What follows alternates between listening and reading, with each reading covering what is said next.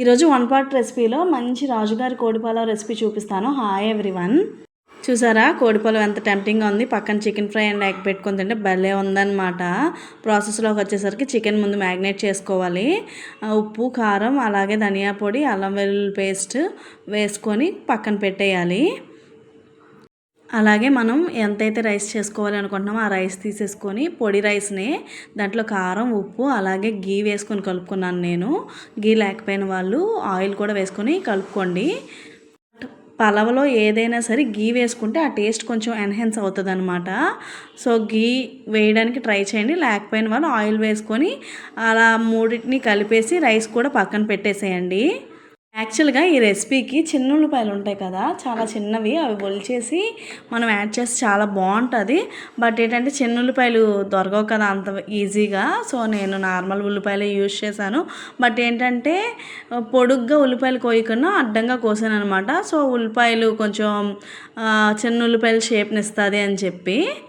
Green paste కోసం కొత్తిమీర, అలాగే ఉంటే పుదీనా, పచ్చిమిరపకాయలు, జీలకర్రని నేను మిక్సీ చేసుకున్నాను పేస్ట్ కోసం. అండ్ మనం రైస్ కుక్కర్లోని రెసిపీ చేసుకుంటున్నాం కాబట్టి పాట్లోని కొంచెం ఆయిల్ కానీ గీ కానీ వేసేసి మసాలా దినుసులు, లవంగాలు, చెక్క, అలాగే అనాస పువ్వు, మరాఠీ మొగ్గ, అలాగే యాలక్కలు ఉంటాయి కదా, ఒక 6 వేసుకున్నాను. అవి కొంచెం పొంగిన తర్వాత ఆనియన్స్ని వేసేసాను అనమాట. ఆనియన్స్ వేసిన తర్వాత లైట్ గోల్డెన్ కలర్ వస్తే సరిపోద్దండి. మరీ dark golden colour brown onions లాగా మనకి ఆనియన్స్ వేగిపో అవసరం లేదు. ఎలా అయితేనే టేస్ట్ బాగుంటుంది. తర్వాత నేను అవి వేగిన వెంటనే చికెన్ కూడా యాడ్ చేసేసాను. ఆల్రెడీ మ్యాగ్నేట్ చేసి పక్కన పెట్టుకున్నాను కదా, ఆ చికెన్ని యాడ్ చేసేసాను. నేను గ్రీన్ పేస్ట్ చేసుకున్నాను కదా, ఆ గ్రీన్ పేస్ట్లోని పచ్చిమిరపకాయలు 6 వేసాను. అలాగే కొత్తిమీర, పుదీనా అండ్ కొంచెం గసగసాలు, జీలకర్ర కూడా వేసుకున్నాను. ఎందుకంటే నా దగ్గర జీలకర్ర పౌడర్ లేదు, అందుకనేని. మీ దగ్గర ధనియాల పౌడర్ కూడా లేకపోతే ధనియాలు యాడ్ చేసుకోండి ఈ పేస్ట్లోనేని. యాక్చువల్గా మీకు టైం చాలా ఎక్కువ ఉందనుకోండి, మీరు ఈ చికెన్ మ్యాగ్నేట్ చేసిన దాంట్లోనే గ్రీన్ పేస్ట్ కూడా యాడ్ చేసి ఒక 2 అవర్స్ అయినా మ్యాగ్నేట్ చేస్తే ఈ పేస్ట్ అంతా చికెన్ పీసెస్కి పెట్టి టేస్ట్ డబల్ అవుతుంది. నాకు అంత టైం లేదు, సో నేను వెంటనే చేస్తాను కాబట్టి ఇంకెందుకని గ్రీన్ పేస్ట్ వేయలేదు. సో ఈ గ్రీన్ పేస్ట్ కూడా కొంచెం వేగిన తర్వాత మనం ఆల్రెడీ రైస్లోని ఉప్పు, కారం, గీ పెట్టి పక్కన ఉంచాం కదా కలిపేసి, ఆ రైస్ని కూడా యాడ్ చేసేసుకోవాలి. ఏ పలావ్ ప్రాసెస్ చేసినా సరే రైస్ కొంచెం వేగించుకోవాలండి. వేయించుకుంటేనే ఆ పలావ్ టేస్ట్ అనేది ఎన్హాన్స్ అవుతుంది. మనం బిర్యానీ చేసేటప్పుడు రైస్ నానబెట్టుకుంటేనే రైస్ బాగుంటుంది కదా, అలాగా రైస్ కొంచెం వేగితేనే పలావ్కి కొంచెం టేస్ట్ అనేది యాడ్ అవుతుంది అనమాట. యాక్చువల్గా రాజుగారి కోడి పలావ్ అనేది చాలా పెద్ద ప్రాసెస్, లెంతీ ప్రాసెస్.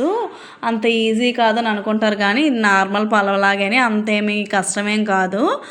నార్మల్గా రైస్ కుక్కర్లో చేస్తున్నాను కాబట్టి ఈజీ అని నేనేం చెప్పట్లేదు.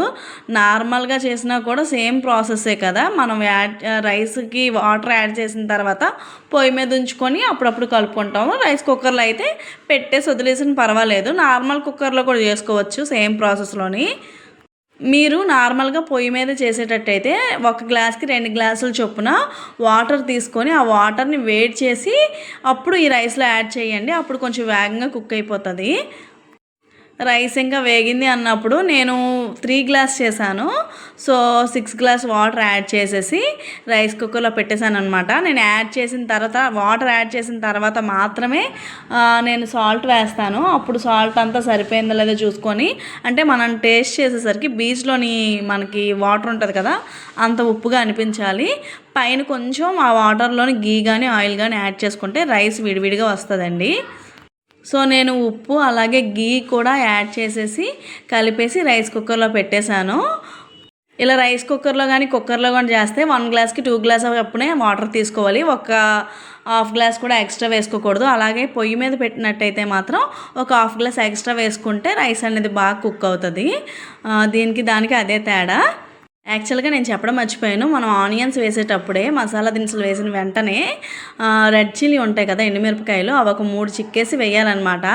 ఈ రాజుగారి కోడి పులావ్కి అదే టేస్ట్. ఈ రెసిపీని ట్రై చేయండి ఖచ్చితంగా. ఈజీగా ఉంటుంది, అలాగే టేస్టీగా ఉంటుంది. అలాగే రెసిపీ ఎలా వచ్చిందో కామెంట్ సెక్షన్లో కామెంట్ చేయడం మర్చిపోకండి. ఈ వీడియో ఎంతవరకు చూసారంటే ఎంతో కొంత నచ్చే ఉంటుంది కదా. లైక్ చేసి సబ్స్క్రైబ్ చేసుకోవడం మర్చిపోకండి ప్లీజ్.